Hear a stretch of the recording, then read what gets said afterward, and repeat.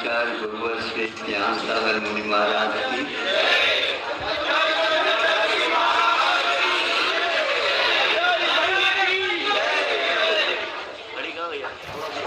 की आचार्य संघ की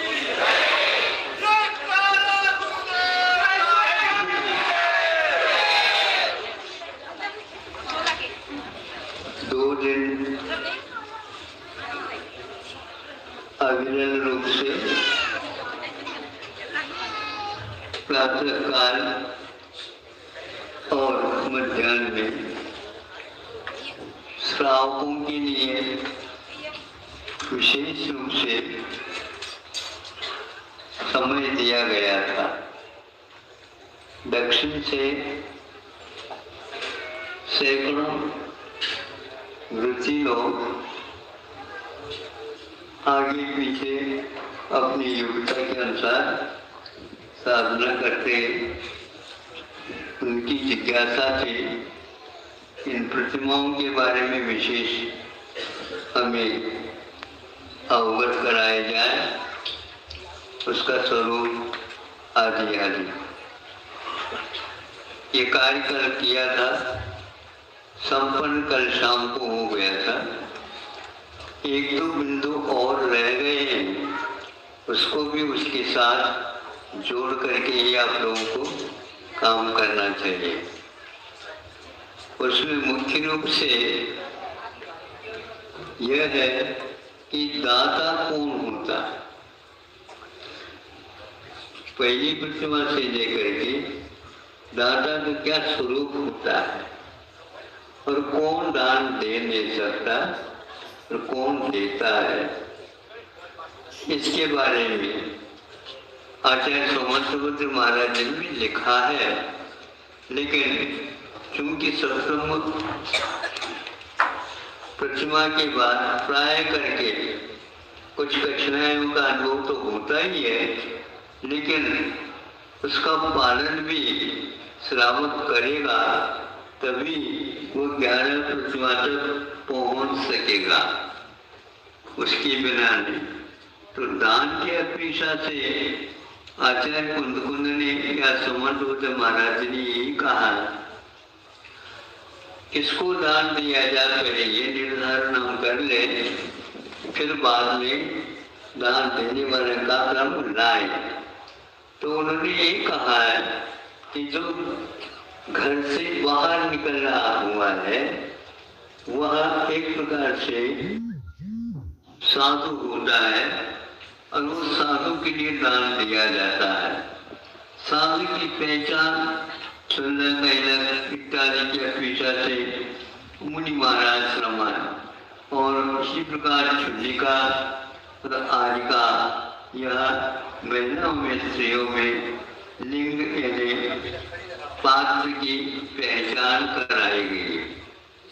ये निश्चित हो गया जो पात्र होता है वह परिग्रह से और आरंभ से दूर रहता है।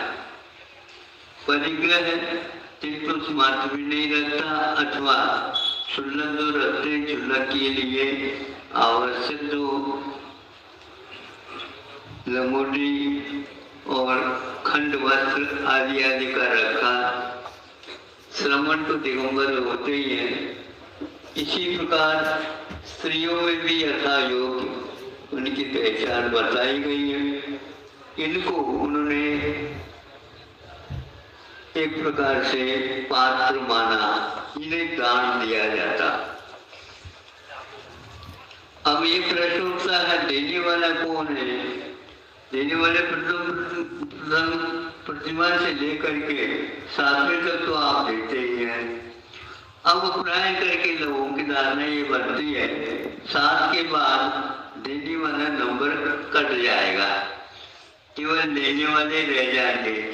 यदि ऐसा है, अष्टम नवम प्रथम प्रतिमा में कौन है और वो क्या करेगा, तो उन्होंने ये पहले स्पष्ट कर दिया सोमनाथ महाराज ने, अपसूनारंभानाम आर्यानाम इष्यते दानम। जिनके पास सोने नहीं है ऐसे पात्रों को सूना वाला क्या है? 5 सूना है, पंचसूना। ये गृहस्थों के आरंभ या उद्योग अथवा सामर्थ्य करने में सहायक उपकरण है। जैसे मुनि महाराज इत्यादि के लिए पीछी कमंडलू है, उसी प्रकार अपने आहार बनाने के लिए ये 5 सूना रखे। तो सर्वप्रथम चक्की, इसमें आप जो कुछ भी आटा बनाने की विधि निकालते हैं, दलिया बनाने की विधि निकालते हैं, मैदा बनाने की विधि निकालते हैं, इसी प्रकार अथवा दाल बनाने की विधि है। ये सब इस चक्की के माध्यम से आप लोग बनाते हैं। फिर कूटन आता है, जो उखले होते हैं, खलबोला बोलते हैं, आदि आदि। ये सारे के सारे ये भी एक सूना है, ये एक उपकरण है। झाड़ू लगाते हैं आप, सुबह उठते ही झाड़ू लगते हैं, विवेक के साथ झाड़ू लगाया जाता है। और झाड़ुओं के क्रम भी होते हैं, कोई फूल झाड़ू भी होती है जो सूक्ष्म से सूक्ष्म जंतुओं की रक्षा के साथ तो उपयोग में लाता है। इसी प्रकार जो चक्की चलाते हैं उसको प्रारंभ करने से पूर्व में उस चक्की के एक पार्ट को ऊपर उठाया जाता है। सुन रहे कि नहीं?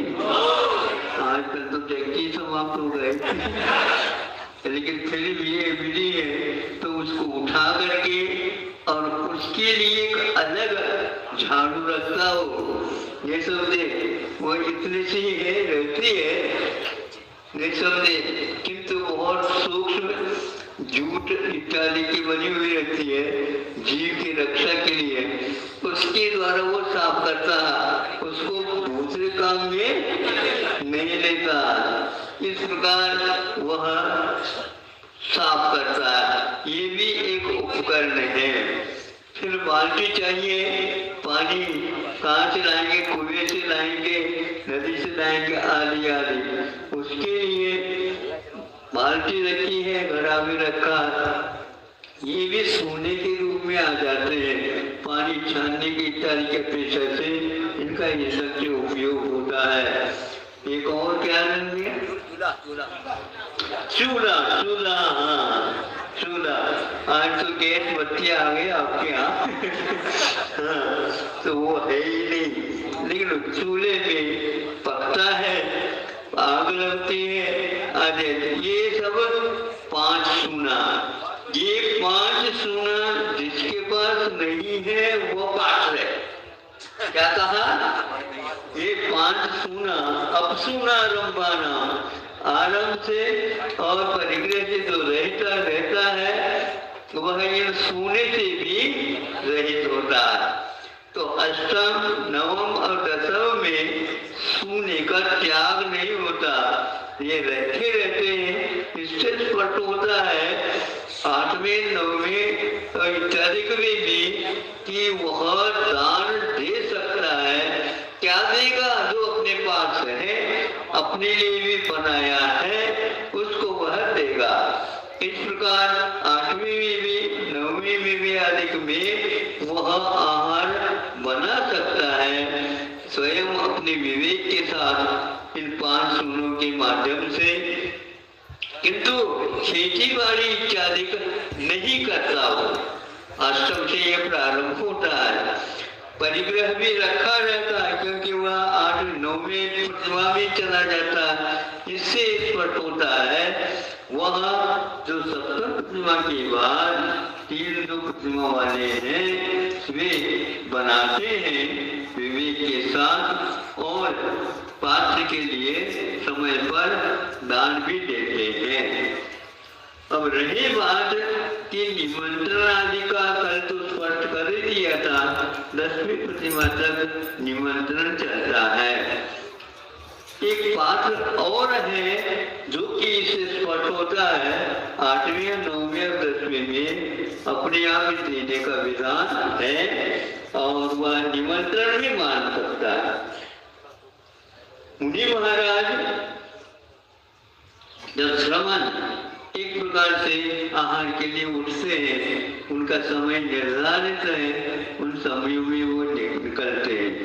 किंतु एक क्षुल्लक होते हैं, क्षुल्लक जो है एक प्रकार से दिगंबर हमने के अनुसार क्या करता है, उसके पास पीछे का विधान आगम में नहीं मिलता। उसको आजकल का जो विधान है ये किसी न किसी नियुक्त को लेकर के वह प्रारंभ हुआ पीछे रखने का क्षुल्लक के लिए, किंतु वस्तुतः है आगम में नहीं मिलता। वो क्या करता है, उसके पास पात्र दिया हुआ रहता है, उस पात्र के द्वारा वो भिक्षा का संग्रह कर लेता है। यह है विधान। इस भिक्षासन एक विशेषण दिया क्षुल्लक के लिए, भिक्षा के माध्यम से ही असल भोजन का वह सेवन करता। तो कैसे करता, कब करता है, इसमें वह इकट्ठा करता हुआ 8-10 लोग कुछ भी चौके हैं उनमें थोड़ा थोड़ा ले करके पूर्ण कर देता। उसी बीच में किसी न किसी चौके में रह करके वो लेने वाला था, वहां पर मान लीजिए मुनि महाराज आ गए श्रमण, तो वह तो लाया है, उसी में से वह पात्र के लिए भी दे सकता है, ऐसा विधान मिलता है। जब क्षुल्लक ने भी अपने लिए मिला हुआ आहार वह दे सकता है, इसमें कोई बाधा नहीं। क्षुल्लक के लिए कहा, किसी के लिए नहीं कहा, आने का भी नहीं रह सकते, क्योंकि उसके पास कर्म पात्र रहते हैं, फिर ये नहीं रहता। इससे स्पष्ट हो रहा है कि एक प्रकार से दात्री कर्म से युक्त क्षुल्लक भी बन सकते हैं, लेकिन बना नहीं सकता वो उद्देश्य का त्याग है। इसलिए तो 8वीं 9वीं 10वीं ये बना करके दान दाता दे सकता है, किंतु जिनके पास 5 सूने नहीं है वो एक प्रकार से पात्र हो जाते हैं।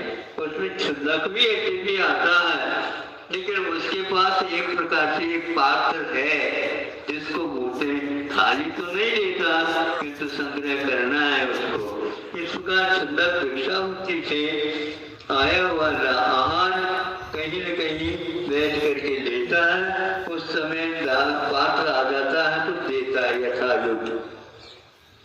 इस प्रकार ये 8, 9, 10 प्रतिमाओं में आपने जो उल्लेख ये सुन लिया, ये उसके साथ और जोड़ना था। और 5 सूना से रहित कौन होता है, सहित कौन होता है, इसका विवेचन आचार्य ने किया है कि आज समाज में प्राय करके 7वीं प्रतिमा तक तो मिल जाते हैं, 8वीं प्रतिमा, 9वीं प्रतिमा, 10वीं प्रतिमा वाले श्रावकों को हम बहुत दुर्लभ ही सुनते देखते हैं।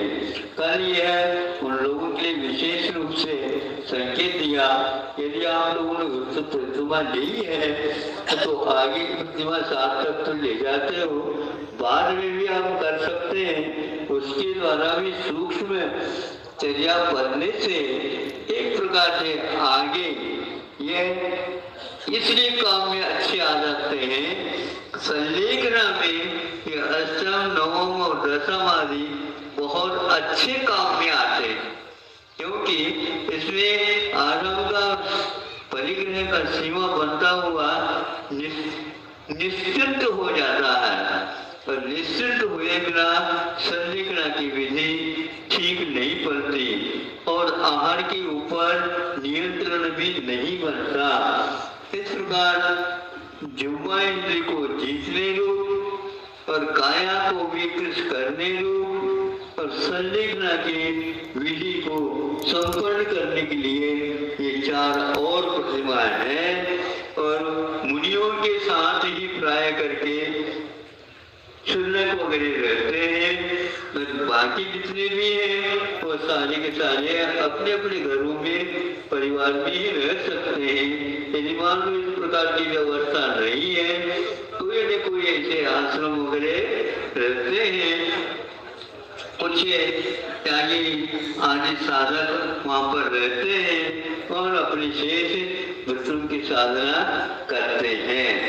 इस प्रकार कल का विषय थोड़ा सा ये रह गया था, उसके साथ इसको भी जोड़ करके आप लोग आगे साहस करके अपने प्रतिमाओं को विकसित कर सकते हैं और एक दूसरे के लिए पूरक बन करके अपने ये कार्य संपूर्ण कर सकते हैं। संलेखना या पहली प्रतिमा वाले हो अथवा 10वीं 11वीं तक वाले हो, चाहे आदिका हो, चाहे अलगजी हो, चाहे श्रवण हो, सबके लिए जैसे विद्यार्थी है तो वर्ष के अंत में कक्षा परिवर्तित करने के लिए परीक्षा अनिवार्य होती है। उसमें बहुत सावधानी के साथ कोई कॉपी करने ले, कोई नकल करने ले, इसलिए देखा जाता है। इसी प्रकार यहाँ पर भी कोई नकल करना चाहे तो कर सकता। हाँ, क्योंकि साधना के क्षेत्र में, प्रयोग के क्षेत्र में नकल भी कर ले, लेकिन उसके लिए अकल की बड़ी आवश्यकता है, उसके बिना नहीं होता। इसलिए मेरा कहना है कि छूट है, आप कोई भी प्रतिमा का नकल कर सकते हो और उसमें योग्यता हासिल कर सकते हो और अंत में आप संलेखना में यदि उत्तीर्ण हो जाते हैं तो उत्कृष्ट रूप से 1, 2 या 3 भाव में अथवा 7, 8 भाव में संबंध से यदि नहीं छूटता तो मुक्ति आपको निश्चित मिलती है। ऐसे आगम का उल्लेख है। 1, 2 हो, 3 भाव में उत्कृष्ट है, आप देख लो। टिकट खरीदना चाहते हैं तो टिकट मिल रहे हैं। हाँ, कोई पैसे की आवश्यकता नहीं। हाँ, वेटिंग भी नहीं है, वेटिंग करना चाहे तो कर सकते हैं, लेकिन हम उसको ये नहीं करते क्योंकि वेटिंग करने वाला अभ्यास कर रहा होता है, उसका कोई भरोसा रहता नहीं है। टिकट लेकर के वेट करना चाहते तो कर सकते हैं।